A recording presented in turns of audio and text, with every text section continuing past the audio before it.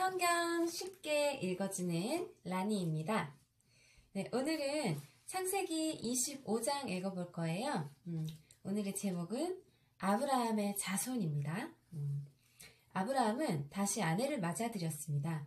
아브라함의 새 아내 이름은 그드라입니다. 우리 23장에서 사라가 127세로 사망했잖아요.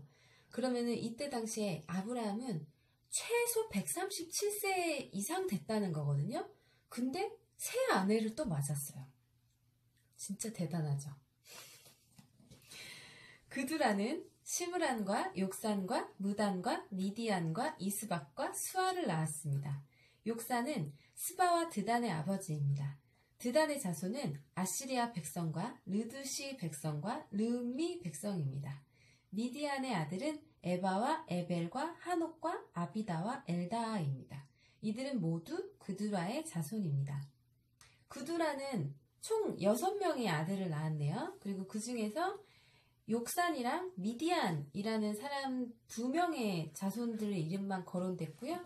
미디안은 5 아들을 낳았고 욕산은 3명의 백성의 조상을 낳았어요. 아브라함은 자기 재산을 모두 이삭에게 주었습니다. 아브라함이 지금 첩액에서 아들들을 되게 많이 얻었잖아요. 근데 자기의 재산을 전부 다 이삭에게 주었다는 거예요. 하지만 죽기 전에 다른 아내들에게서 얻은 아들들에게도 선물을 주었습니다. 아브라함은 그 아들들을 동쪽으로 보내어 이삭과 멀리 떨어져 살게 했습니다. 아마 그 재산 다툼을 피하게 하기 위해서 이렇게 아들들을 이렇게 좀 격리를 시킨 것 같아요. 이삭아 너는 저쪽 가서 살아라 이제 이렇게 하신 것 같아요.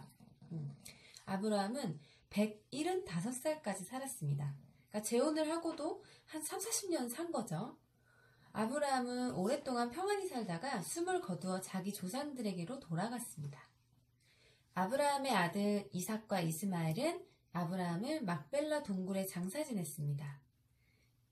여기서 아브라함이 죽었는데 이삭이랑 이스마엘만 아브라함을 장사 지낸 걸로 나오죠. 그 첩액에서 얻은 아들들은 아예 그냥 콧배기도 안 보여요. 그에 비하면 이스마엘은 꽤나 아들 대접을 제대로 대우를 받은 거예요.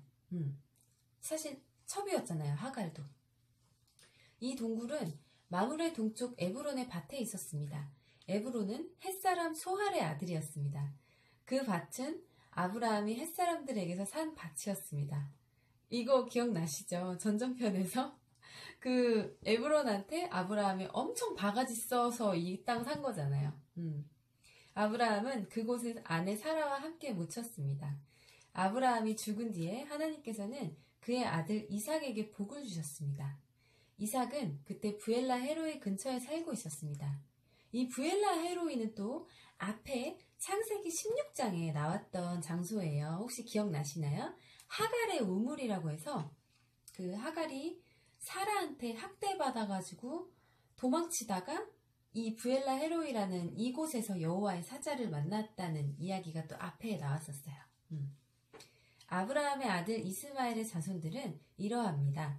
이스마엘의 어머니는 사라의 이집트인 여종이었던 하갈입니다.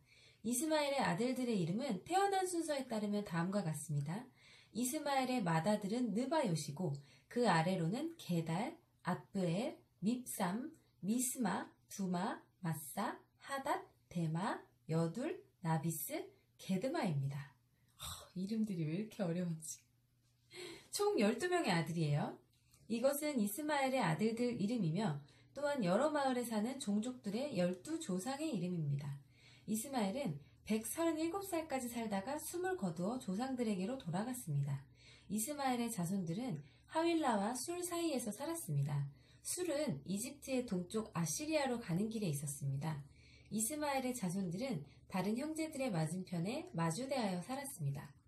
여기서 이제 아브라함도 죽고 이스마엘도 죽고 다 죽었어요. 자, 이제 다음에는 이삭의 자손 야곱과 에서 읽어볼게요. 19절이고요.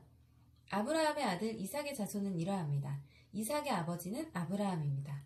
이삭은 40살에 리브가와 결혼했습니다. 리브가는 밧단 아람에서 왔습니다. 리브가는 부두엘의 딸이자 아람 사람 라반의 누이입니다. 이 바로 앞장 24장에서 이 이삭과 리브가가 결혼한 스토리가 되게 상세하게 나왔었죠. 근데 이삭과 리브가는 엄청 사랑하고 되게 행복했는데 이들 사이에 문제가 하나 있었어요. 뭐였냐면 21절에 이삭의 아내는 아이를 낳지 못했습니다. 그래서 이삭이 아내를 위해 여호와께 기도드리니 여호와께서 이삭의 기도를 들어주셨으므로 리브가가 임신을 하게 되었습니다. 여기서 되게 신기한 건 아브라함도 사라를 엄청 사랑했는데 사라가 아이를 못 낳았죠. 그래서 그 부부들 사이에서도 수십 년간의 인내와 연단의 시간이 있었어요. 근데 똑같이 아브라함의 아들인 이삭도 아내인 리브가를 엄청 사랑하는데 리브가가 아이를 못 낳는 거야. 그치만 여기서 아브라함과 이삭의 차이점은 아브라함은 그 길고 긴 그 기다림의 시간을 조금 참지 못하고 약간 인간의 방법으로 아들을 취하려고 조금 애를 썼어요. 그렇게 해서 생긴 게 이스마엘이었고 이삭 같은 경우에는 이삭도 아이가 없은 지가 결혼한 지 20년 동안 아이가 없었어요. 그치만 이삭은 그렇게 인간의 방법으로 아이를 얻으려고 노력하지 않고 하나님께 기도했다는 거예요. 하나님께서 그 기도를 들어주셔서 결국에는 리브가가 임신을 하게 되었어요. 리브가 나이 40세에 임신을 했습니다. 그런데 리브가의 뱃속에 있는 아기들이 서로 다투었습니다. 리브가는 어찌하여 내게 이런 일이 일어나는가 라고 생각하며 여호와께 나아가 여쭈었습니다. 여호와께서 리브가에게 말씀하셨습니다. 두 나라가 내 몸 안에 있다. 두 백성이 내 몸에서 나누어질 것이다. 한 백성이 다른 백성보다 강하고 형이 동생을 섬길 것이다. 이 당시에는 성경도 없었고 제사장도 없었기 때문에 하나님이 이렇게 꿈속에 나타나서 이제 주로 말씀을 많이 해주셨대요. 그래서 리브가에게 하나님께서 미리 언지를 준 거예요. 너의 지금 네 뱃속에 두 나라가 있어. 이들이 서로 대적할 건데 작은 애가 이겨.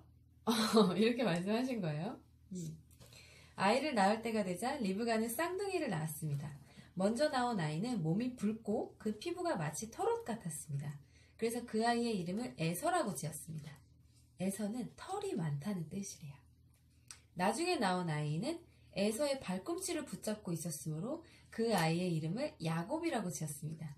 야곱은 그가 발꿈치를 잡았다 라는 뜻이고 속이다 라는 뜻을 비유적으로 나타내기도 한대요.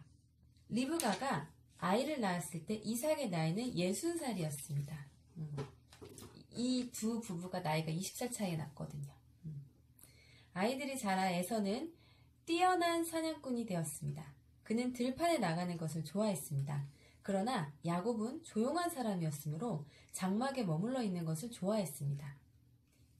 쌍둥이인데 두 아이가 성향이 진짜 달랐던 거예요. 생김새도 외모도 진짜 다르고 일란성 쌍둥이였는데 에서는 이렇게 막 밖으로 나다니는 스타일, 굉장히 막 이제 활발하고 아주 외향적인 스타일이었고 야곱은 집돌이였죠. 집돌이. 항상 집에 붙어 있고 어머니랑 많은 시간을 보내는 되게 굉장히 좀 이렇게 차분하고 약간 여성스러운 약간 그런 아들이었던 거예요. 이삭은 에서가 잡아오는 들짐승 요리를 좋아했기 때문에 에서를 사랑했습니다. 그러나 리브가는 야곱을 사랑했습니다.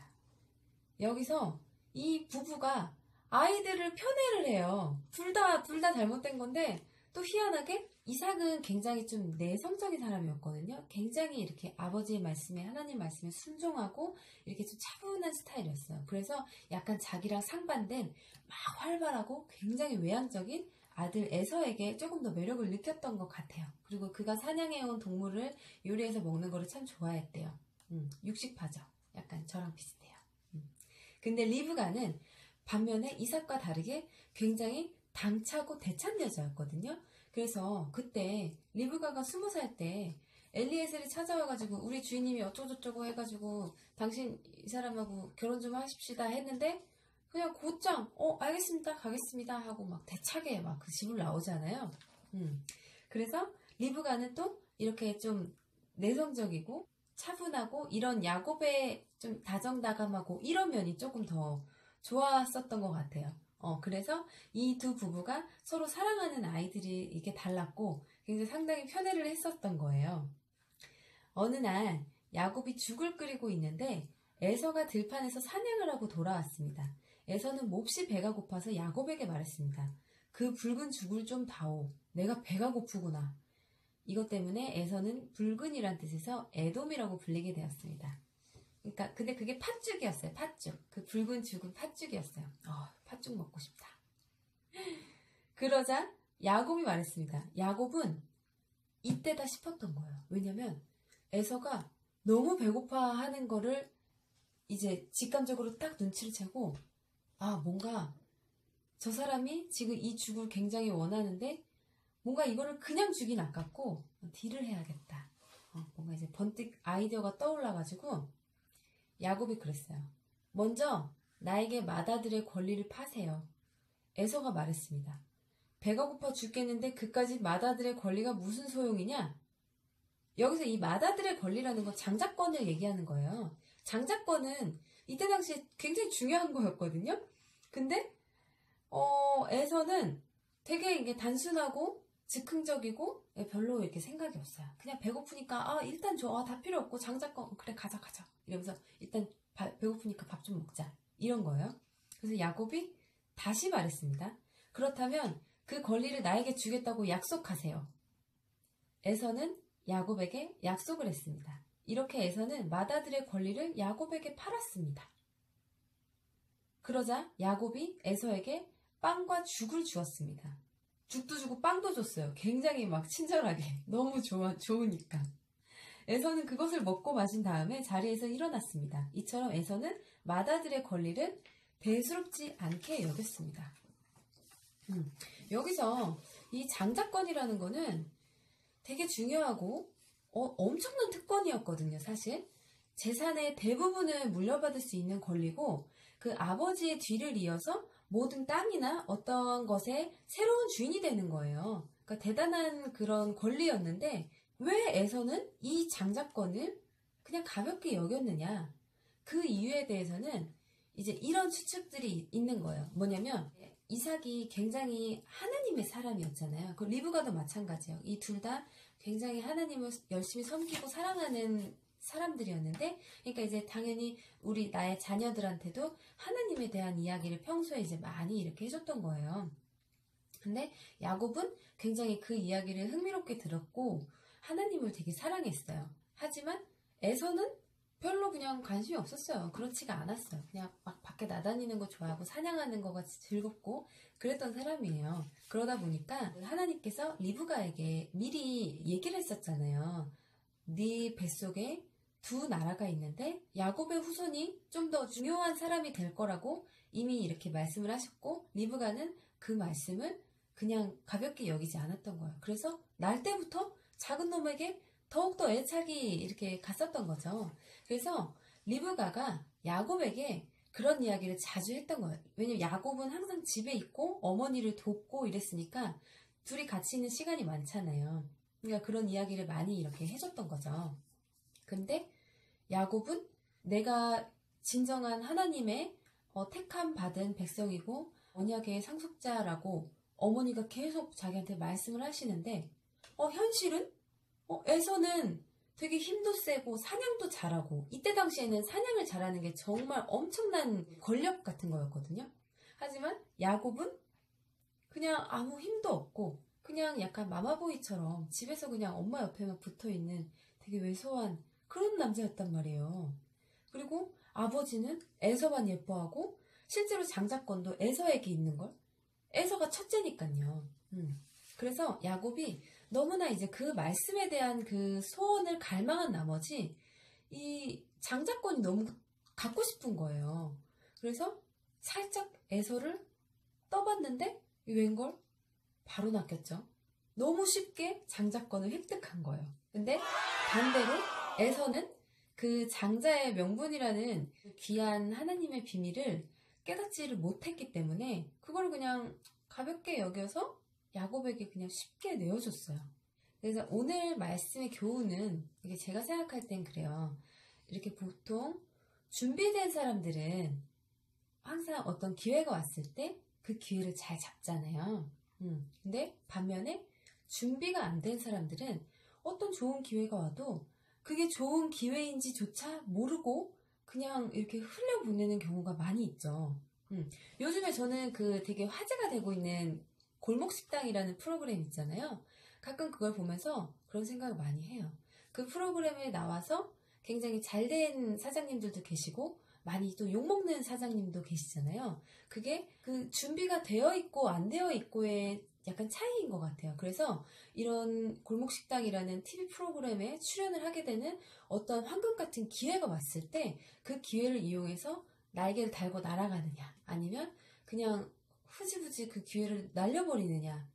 그래서 우리가 이 하나님의 계시나 응답을 받았을 때 그것을 올바르게 해석할 수 있는 분별력이 있어야 되잖아요. 그런 준비가 되어 있으려면 항상 이렇게 하나님의 말씀을 가까이 하고 하나님께 열심히 또 많이 기도하는 삶을 살아야 한다는 거를 깨달을 수가 있어요. 그래서 결론은 뭐냐면 제 영상 자주 시청해주시고 저랑 같이 열심히 성경 공부하자는 겁니다. 네, 오늘도 제 영상 시청해주셔서 감사드리고요. 다음 시간에 또 만나요.